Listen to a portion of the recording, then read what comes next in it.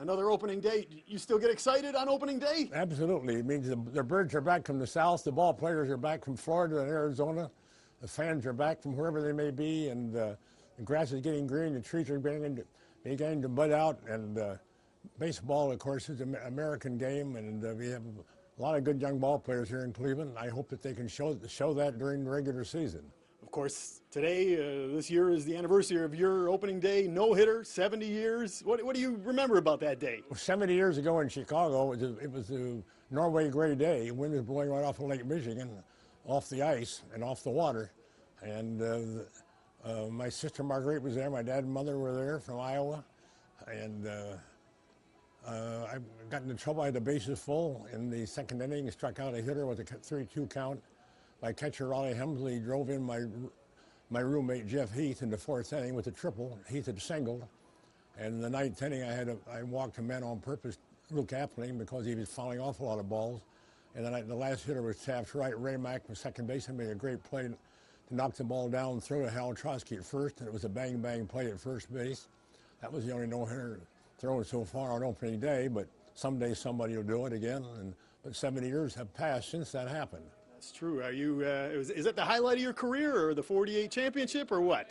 Well, the 1948 World Championship was the height of my career. My best no-hitter was in Yankee Stadium on April 30th, 1946. The Yankees had a lot better ball club than the White Sox, and that was my best no-hitter. I pitched another one against Detroit in 1951. But my best no-hitter was in Yankee Stadium when we shut the Yankees out. My catcher, Frankie Hayes, hit a home run with one out in the ninth. We won it 1-0. And the ninth inning, I had to pitch to Joe DiMaggio, Charlie Keller, and Tommy Henrich. Three tough hitters. I got to ask you, Mr. Feller, I know you're not shy. Were you the hardest thrower ever? I would not know that. I would say I presume that Walter Johnson was the fastest pitcher in history. He was a one-pitch pitcher. He had no curveball, but he threw from the side. He was a big guy. He was a great hitter and a very great friend of mine. I think Walter Johnson was the fastest pitcher in history. Well, it's got to be him, you, Nolan Ryan. You think? Is that fair? That's fair enough. 1, 2, 3. But I had a good curveball, had very good control of it. I used it a lot. Understood. One thing a lot of people don't know about you, younger people at least, is aside from your love of baseball, is the love of this country and your service in the war. You signed up for the armed service the day after Pearl Harbor. Why'd you do the first major leaguer to do it? Why'd you do it, and talk about that? Well, I was on the way to Chicago to meet our general manager, Cy Slapneck, to sign my contract for 42.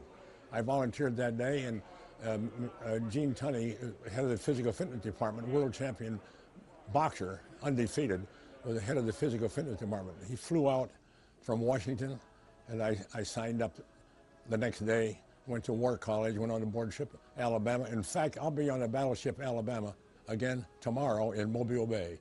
I'm going down for our reunion. Wow, super.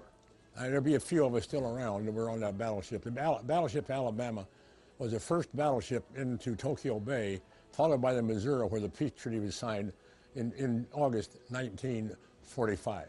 Well, we appreciate your service, sir. What do you say to young people? We've had some tough times in this country lately. Give a message to people about how great this country is. This is a great country. This is a great country. At this present moment, we don't have the leadership when we had with Eisenhower and Roosevelt and Truman and Ronald Reagan and the generals like Eisenhower and Winston Churchill. I can go on and on and on. We do not have the leadership. I hope we find it before it's too late. I'm not very happy about the situation as it is today. I see, sir. How about these fans you see out here today? What do you say to them? Well, how do they compare to the fans that you knew back in the old days? Baseball fans are the greatest fans on earth. They're very, very loyal. If it weren't for the fans, nobody ever heard of me. They're the ones that pay our salaries. We have to depend on the fans. We have great loyal fans here in this area, all over the Cleveland fans in northern Ohio and all over Pennsylvania and up New York State. I'm very happy we have so many fans. I saw a lot of them in Arizona during spring training. Again, I want to thank the fans for helping me with my career. If it weren't for them, you'd never heard of me. Last question for you. I got to ask you about this year's team. What do you see? What's your prediction for our boys this summer this year? Well, we have a few weak spots. I don't want to go into that right now. We have it maybe a little tough for us to hit good left-hand pitching. We have so many left-hand hitters. And the name of it, baseball is a game of pitching. If you got good pitching, you're going to make a good impression. If you've got 2 or 3 good pitchers, you're going to be competitive. If you don't have, you're going to have a long summer.